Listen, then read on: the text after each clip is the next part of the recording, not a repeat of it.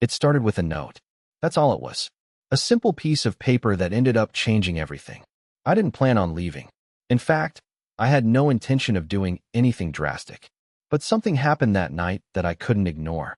My name is Seth, and this is the story of how I found out everything I thought I knew about my wife was a lie. Tessa and I had been married for 3 years, but the truth is, our marriage hadn't felt like a marriage for a while. It wasn't that we fought or argued constantly. It was more subtle than that. It was the little things, the way she'd look at her phone more often than me, the way she'd smile and nod when I spoke, but never really listen, and the way she seemed distant, almost like she was always somewhere else. We were roommates more than anything, passing through the motions of daily life without ever really connecting. But it wasn't until that night, until she stayed out all night, that everything changed. It was a Friday, the end of the work week. I had just come home from a late shift and found the apartment eerily quiet. The lights were off, and the place felt colder than usual. Tessa wasn't home. This wasn't strange at first. She had occasionally worked late or gone out with friends, but that night felt different. It had been hours since I had heard from her, and she hadn't answered my texts or calls. I sat on the couch, trying to shake the uneasy feeling that was creeping up on me. I didn't know why, but I felt as though something was off. It wasn't just the silence, but the weight of it, the kind that settles into your bones and makes your mind race. I tried to distract myself with TV, but every minute felt longer than the last. Finally, I gave up and decided to go to bed. When I woke up, she still wasn't home. I wasn't angry at first, just confused. I had never doubted her commitment before, but this felt different. I made some coffee and sat at the kitchen table, staring at the clock as the hours ticked by. I checked my phone again. No messages, no calls. Then, as if on cue, my phone buzzed. It was a message from Tessa, but it wasn't the kind of message I was expecting. Hey, I'm sorry. I stayed at Carla's place last night. It's been crazy with work, and I needed to decompress. I'll be home soon. I read the message twice. It seemed odd to me that she hadn't mentioned this at all before, but I let it go. After all, she was my wife. I trusted her. But then, I got another message. Oh, and just to let you know, I'll be out again later tonight. I've got a thing with work, then I'm meeting up with Carla afterward. Don't wait up. That was when the first cracks started to form. Something about the phrasing felt wrong.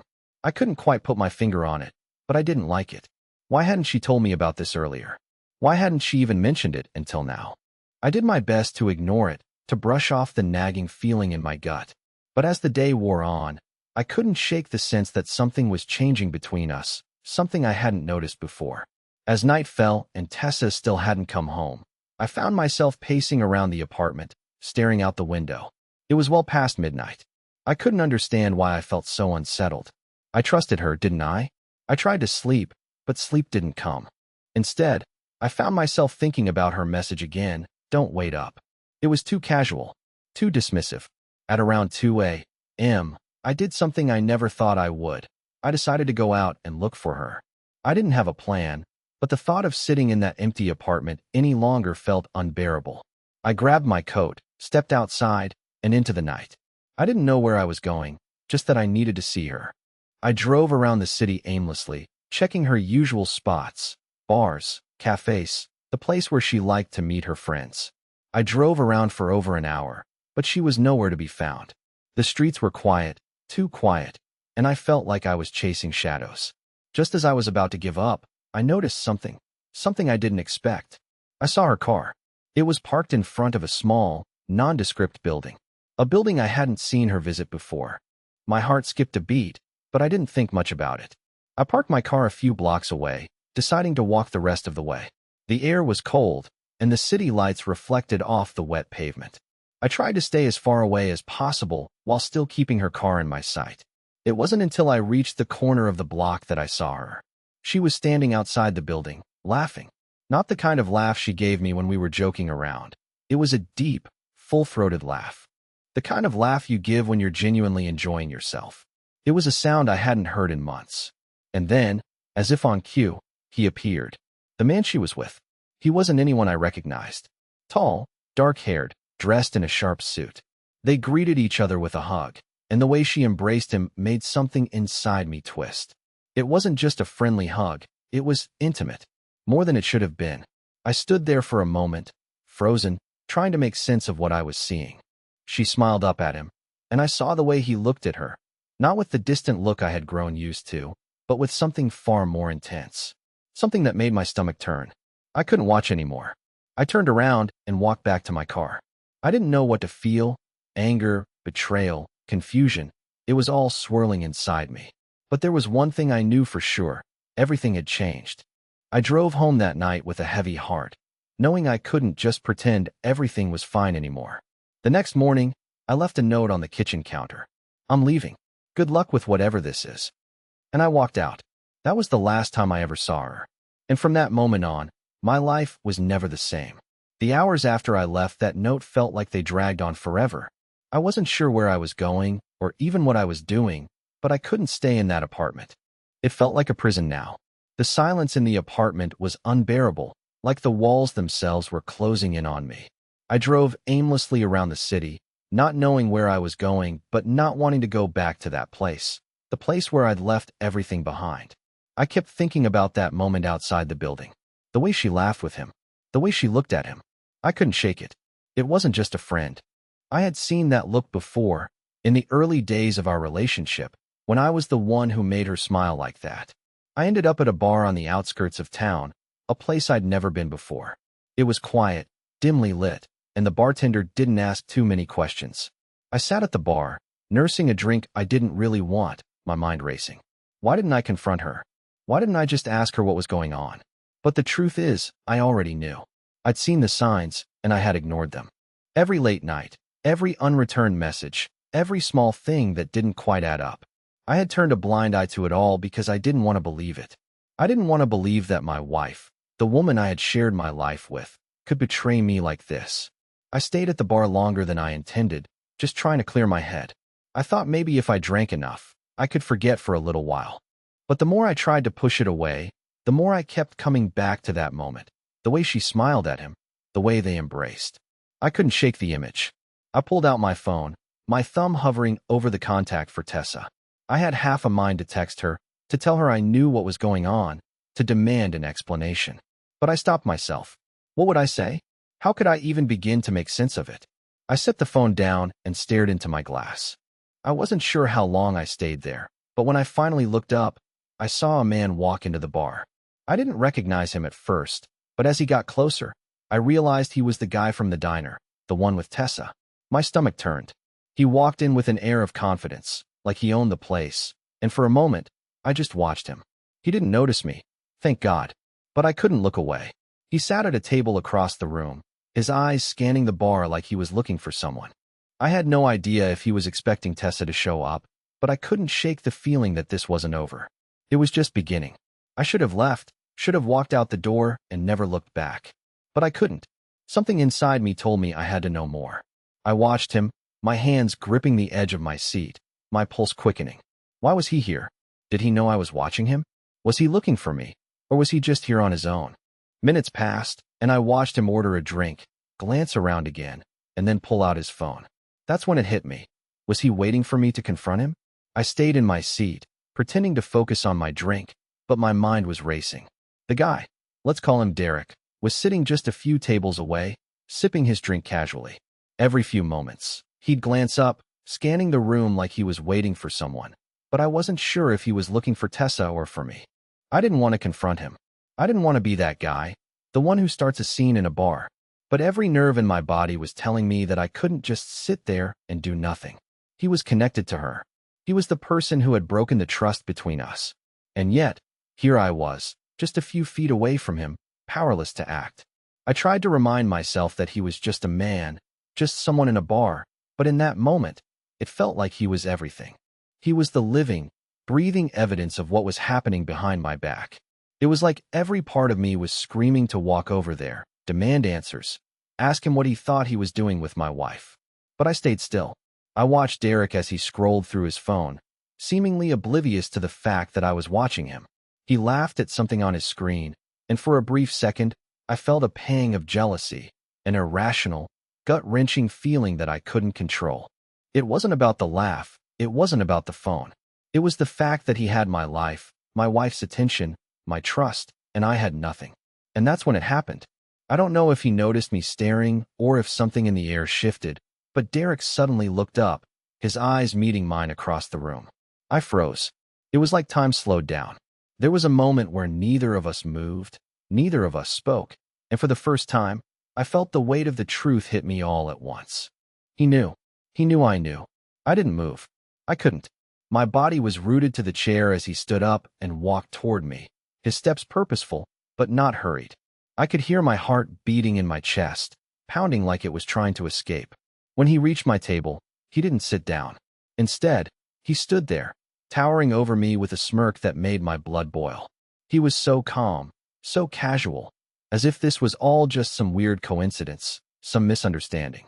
"Didn't expect to see you here," he said, his voice smooth but tinged with amusement. I wanted to shout at him, throw the drink in his face, but all I could do was stare. "What's going on?" I finally managed to say, my voice low but shaking. Derek's smile widened just slightly, and I could see a flicker of something in his eyes. Not guilt, but something else. Something I couldn't quite place. "What do you think is going on?" he asked, his tone almost mocking, like I was the one out of place here. I didn't know how to respond. I wanted to scream at him, demand to know what he had done with my wife. But instead, I just sat there, my hands gripping the edge of the table. The anger I felt was suffocating. I wanted to get up, walk away, but my legs wouldn't move. "Listen," Derek continued, his voice softening slightly. "I'm not here to fight with you. But you've got to know something. Tessa isn't the woman you think she is." The words hit me like a punch to the gut. Tessa isn't the woman you think she is. I swallowed hard, trying to keep my composure. "What does that mean?" Derek leaned in slightly, his gaze never leaving mine. "It means you've been in the dark for a while, Seth. I didn't want to get involved, but she's been different with me. She's not happy with you. You should have seen it coming." My mind was reeling. Was this some kind of sick game? Was he just trying to get under my skin? Or was there something he wasn't telling me? I couldn't tell if he was playing some power game, or if what he was saying was the ugly truth I had been avoiding. For a moment, I couldn't speak. I was frozen, lost in a storm of emotions that I couldn't process. My wife, the woman I thought I knew. Was everything a lie? "I don't want trouble," Derek said, stepping back, clearly sensing the shift in the air. "But I think you need to think about everything she's been telling you. Because it's not what you think." And with that, he turned and walked away. I stayed there, staring at the empty space he left behind, feeling like the ground had just been pulled out from under me. My stomach twisted, and I felt that wave of nausea rise in my chest again. What the hell was I supposed to do now? I had just had a conversation with the man who was with my wife. He had the answers I was looking for, but I wasn't sure I was ready to hear them. Yet something inside me told me that this wasn't over. This was just the beginning. The bar felt suffocating after Derek walked away. The air, once thick with the sound of conversation and clinking glasses, now felt heavy, like it was pressing against my chest. I couldn't shake what he'd said. "She's not the woman you think she is." I was still processing it when my phone buzzed. The sudden sound felt like a jolt to my system. I didn't recognize the number. But when I opened the message, my heart dropped. It was from Tessa. "We need to talk. Meet me at the usual spot. Don't ignore me this time." The words were simple, but the implication was heavy. The usual spot? That was our cafe. The place we'd gone to on lazy Sunday mornings. The place where we first talked about our future. It had always been our spot. But now, everything felt different. The familiarity of it made my stomach twist. I wasn't sure I wanted to go, but part of me knew I had to. I couldn't avoid her forever. I stood up from the bar, ignoring the half-empty glass in front of me, and headed for the door. Every step felt like I was walking deeper into a nightmare. I didn't know what I would find when I got there. Would she explain? Would she deny everything, like I expected her to? Or would she finally tell me the truth? The drive to the cafe was short, but it felt like the longest 10 minutes of my life. My hands gripped the steering wheel, and my mind raced. I tried to prepare myself for whatever was coming, but the truth was, I had no idea what to expect. When I parked outside the cafe, I sat in the car for a few moments. I could see her inside through the window, sitting at our usual table, alone. Her face was unreadable. The familiar warmth I used to see in her eyes had been replaced by something distant, something I couldn't quite understand. I took a deep breath and stepped out of the car. My legs felt like they were made of lead as I walked toward the door. I pushed it open, The familiar jingle of the bell above the door, sounding strangely hollow in my ears. Tessa looked up as I entered, but she didn't smile. There was no welcoming expression, no warmth. Just cold, empty eyes that made my heart sink. "Sit down," she said, her voice low, almost lifeless. I sat across from her, unsure of what to say. I wanted to scream, to demand answers right then and there, but the weight in the air made it feel impossible. "I'm sorry for everything," Tessa said quietly, breaking the silence between us. I stared at her, trying to read her face. "Sorry for what, exactly?" She took a breath and looked down at the table for a moment before meeting my gaze again. "For not being honest with you. For the distance. For everything." I was caught off guard by her words. I hadn't expected an apology. I hadn't expected her to admit anything at all. But the more she spoke, the more I realized something was wrong, something much deeper than I had imagined. Tessa's voice trembled as she spoke, but there was an edge to it that I couldn't quite place. "I never wanted to hurt you, Seth, but I think it's time you knew the truth." My heart raced as I sat there, frozen, waiting for her to continue. The words felt like they were caught in my throat, but I had to ask, "What truth? What have you been hiding?" She looked down at her hands for a moment, almost like she was bracing herself for something. Then, with a deep sigh, she finally spoke. "It's not just about him, Seth. It's about me. I've been lying to myself for a long time. I've been pretending to be someone I'm not." I didn't understand. "What do you mean?" She hesitated, and for a moment, I thought she might not say anything else. But then she looked at me, her eyes wide and filled with something like guilt. "I've been unhappy for a long time, Seth. I thought I could make it work, thought we could fix things. But we've been living in different worlds for months. I didn't know how to tell you." I was stunned. "Different worlds? We've been married for 3 years, Tessa. I thought we were happy. I thought you were happy." Her face crumpled slightly. "I tried, Seth. I really did. But there were things about myself I've never told you. Things I couldn't bring myself to admit. I didn't want to hurt you, so I kept them to myself." I sat there, trying to process her words. My mind was spinning. "What are you talking about?" I asked, my voice barely a whisper. Tessa looked away for a moment, her eyes flickering to the window before she spoke again, her voice shaky. "I'm not the person you think I am, Seth. I've been having an affair. With Derek. For months now." The world seemed to stop. The words hit me like a punch to the gut. For a moment, I couldn't breathe. I couldn't think. Everything I had thought I knew about my wife, about our marriage, shattered in an instant. I stared at her, waiting for her to continue, to explain, to take it all back. But she didn't. She just sat there, her face pale, her eyes filled with a kind of regret I didn't know how to process. "I'm sorry, Seth," she said, her voice breaking. "I never wanted to hurt you. I never wanted it to go this far, but I couldn't stop myself. I couldn't stop him. I couldn't stop us." I wanted to scream. I wanted to stand up and walk out, to throw the table over, to demand answers from her, from Derek, from anyone. But I didn't. Instead, I sat there, paralyzed by the weight of her confession. I felt sick, sick to my stomach, sick in my soul. This was the woman I had built my life around. The woman I thought I knew. And now she was telling me that everything we'd built together, everything I had trusted, had been a lie. "Why, Tessa?" I asked, my voice barely audible. "Why didn't you tell me sooner?" "I didn't know how," she whispered, tears now streaming down her face. "I didn't know how to hurt you less. I was scared. I didn't want to lose everything, but I couldn't live this way anymore. I couldn't keep pretending." The room seemed to close in on me. The cafe, the people around us, everything faded into the background. It was just the two of us now, trapped in this moment that neither of us could escape. I didn't know what to say, how to make sense of any of it. I had been married to this woman for years, and yet I had no idea who she really was. No idea what she was capable of. "I don't even know who you are anymore," I said, my voice raw. Tessa looked at me, her expression one of guilt and sorrow. "I know, Seth. I know I've destroyed everything. I don't expect you to forgive me. I don't deserve forgiveness. I just needed you to know, needed you to understand." I didn't know how to respond. There was nothing left to say, nothing left to do. The life I thought I had was gone, and in its place, there was only this crushing emptiness. I stood up slowly, my legs shaking beneath me. "I need to go." Tessa didn't try to stop me. She didn't say a word. She just sat there, her head bowed, tears still falling silently. As I walked out of the cafe, I felt the weight of her words, of everything she had said. It was over. I was done. There was nothing left for me here. But I couldn't shake the feeling that something else was coming.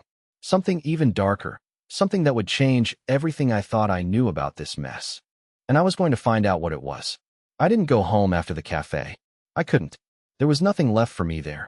Not anymore. I needed to get away from the place that had once been my sanctuary, the place where everything had seemed fine. I drove aimlessly for hours, my mind a storm of confusion, anger, and disbelief. My phone buzzed a few times, but I ignored it. I didn't need to hear her voice right now. I didn't want to hear anything from Tessa. But as the night wore on, and I found myself parked on the side of a quiet road, something inside me snapped. I pulled my phone from my pocket. I knew what I was doing was irrational, that I should have just turned it off and never looked back, but I couldn't stop myself. I opened her contact. Her name stared back at me from the screen, but instead of hitting call or message, my finger hovered over delete. I hesitated. For just a moment, I thought about everything we had been. But then, just as I was about to press the button, my phone rang. It was Tessa. I felt my pulse spike. I stared at the screen, my hand frozen over the phone. Should I answer it? Should I hear her out? Or was this just another lie, another excuse for what had happened? I swiped to answer. Seth, please. Her voice came through, shaky, desperate. Can we talk? I need to explain more. Please don't hang up. The plea in her voice did something to me. I didn't want to hear it, but I found myself listening anyway. I've already heard enough, I said, my voice barely steady. I don't know how much more there is to explain. Please, she begged, her voice trembling. It's not what you think. I never meant for it to get this far. I was trying to make it work. I didn't want to lose you. I clenched my jaw, fighting the urge to shout. Then why didn't you tell me, Tessa? Why did you keep hiding it from me? I was scared, she said quietly. I didn't know how to stop. I didn't know how to make it right. But I can't just walk away from you, Seth. Please, don't shut me out. I ran my fingers through my hair, trying to control the chaos inside me. I had heard it all before. Excuses, regrets, empty words that couldn't undo what had been done. I can't do this, I muttered before hanging up. For a long time, I just sat there in the car, staring at the screen. The call ended, but the echoes of her voice lingered in my head. Was there still a chance for us? Could we somehow rebuild? Or had everything been broken beyond repair? I didn't know the answer. I didn't want to know the answer. But the truth was, I couldn't walk away from this yet. There was something I needed to find out. Something that didn't add up. And I had a feeling Tessa wasn't telling me everything. I had to confront Derek. I couldn't shake the feeling that Tessa wasn't telling me the whole story. It wasn't just the affair. It was the way she acted, too defensive, too rehearsed. There was something else, something darker hidden beneath the surface. I had to know what was really going on. After the phone call, I couldn't bring myself to go back to my apartment. I needed answers, and there was only one person who could give them to me. Derek. I didn't know where he lived, but I knew where he worked. Tessa had mentioned that he was in real estate, so I did some quick searching and found his office. The plan was simple. I'd walk in, get the truth, and then leave. No emotions, no drama, just facts. But as I parked in front of the building, I realized how naive I was to think it would be that easy. I felt the weight of everything settle over me. The lies, the betrayal, the years of trust now shattered in an instant. I didn't know how I was going to face him, but I knew I had to. I walked into the sleek glass building and approached the front desk. The receptionist didn't even look up at me as I asked for Derek. Is he in?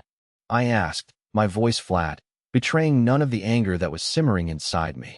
She glanced up briefly and then back down at her screen. Mr. Walker's office is on the 5th floor. Just take the elevator down the hall. The elevator ride felt too short, and by the time the doors opened, I was already walking toward his office. I had no plan, no words prepared. All I knew was that I needed to confront him, to demand the truth from him. When I knocked on the door, I almost expected it to be a moment of clarity, like the moment I'd walk in and everything would make sense. But when Derek opened the door, all I felt was anger. His eyes widened when he saw me, and for a moment, I almost felt sorry for him. Almost. What are you doing here, Seth? He asked, his voice calm, too calm for my liking. I didn't say anything at first. I just stared at him. He stood there in his tailored suit, looking every bit the picture of confidence. It made my blood boil. The nerve of him, acting like everything was normal. "Where's Tessa?" I finally asked, my voice low but threatening. He took a step back, leaning against the doorframe. "Tessa? She's not here. But I'm sure you already knew that." I clenched my fists. "What's going on between you two?" Derek looked at me, and for the first time, I saw a flicker of something in his eyes, something I hadn't expected. Guilt. It was quick, fleeting, but it was there. "You really want to know, Seth?" he asked, his voice dropping to a more serious tone. "You want to hear the truth?" I didn't respond. I couldn't speak. I just stood there, waiting for him to say it, for him to confirm what I already knew deep down. He sighed. "It wasn't supposed to happen like this. We didn't plan for it to go this far, but it did. We're not just sleeping together, Seth. We've been talking about everything. About you. About the life you two had." She wasn't happy. She hasn't been for a long time. I felt like I'd been punched in the chest. The words stung, but it wasn't just the affair that hurt. It was the realization that everything Tessa had told me, everything I'd believed, had been a lie. She hadn't just cheated on me. She had checked out of our marriage long before it ever became physical. "So what now?" I asked, my voice barely a whisper. Derek didn't answer right away. Instead, he just stared at me, and in his eyes, I saw something I wasn't prepared for: pity. He was pitying me. The man who had stolen my wife's heart, who had taken everything from me, was looking at me like I was the victim. "I don't know what you want from me, Seth," he said finally. "But Tessa isn't the same woman you married, and I don't think she wants to be with you anymore. You can keep holding on to this illusion, but it's not going to change anything. She's already made her choice." His words hit me like a cold wave, drowning everything I had believed in. I took a step back, trying to process what he was saying. I thought I was prepared for this moment, but I wasn't. The reality of it was suffocating. I turned to leave without another word. There was nothing more I could say to him. The damage was done. But as I reached for the door, Derek called after me. "Whatever you do, Seth, don't blame her. She's not the only one at fault here." His words echoed in my mind as I walked away, and for the first time, I realized something else. Derek wasn't just the man who betrayed me. He was the man who saw the cracks in our marriage before I did. He was the man who had been filling the void that Tessa and I had left between us. And now, I had to face the reality that I had no one left. The drive home felt different. The weight in my chest hadn't lifted, but it had transformed somehow. It wasn't just anger anymore, it was clarity. I had been living in a fog, believing that everything I had known about my life was real. But the truth had a way of cutting through that fog, no matter how painful. When I finally arrived at my apartment, I didn't rush inside. I stood outside for a long moment, just breathing. There was something strangely freeing about the finality of everything. Tessa's lies, Derek's confession, it was all out in the open now. And while it hurt more than anything I could have imagined, it was also the first step toward reclaiming my life. I took a deep breath and walked inside. For the first time in weeks, the apartment didn't feel like a trap. It felt like a space where I could rebuild, where I could find my own peace again. The next few days were a blur of emotions. I didn't reach out to Tessa. I knew she needed space, and honestly, I needed space too. I spent time sorting through my thoughts, reflecting on everything that had happened. And in the silence, I realized something that had been buried deep inside me for so long. I had been holding on to a version of my life that wasn't real. That wasn't to say I didn't care about Tessa. I did. But I couldn't keep pretending that the relationship we had was the one I needed anymore. It was toxic, and I couldn't keep sacrificing my happiness to fix something that was already broken. I started to make small changes. I signed up for a gym I'd passed 100 times, but never had the courage to walk into. I took up photography again, a hobby I had abandoned years ago when life had become too busy. I reconnected with old friends, people I hadn't seen in far too long. And slowly, I began to rediscover myself.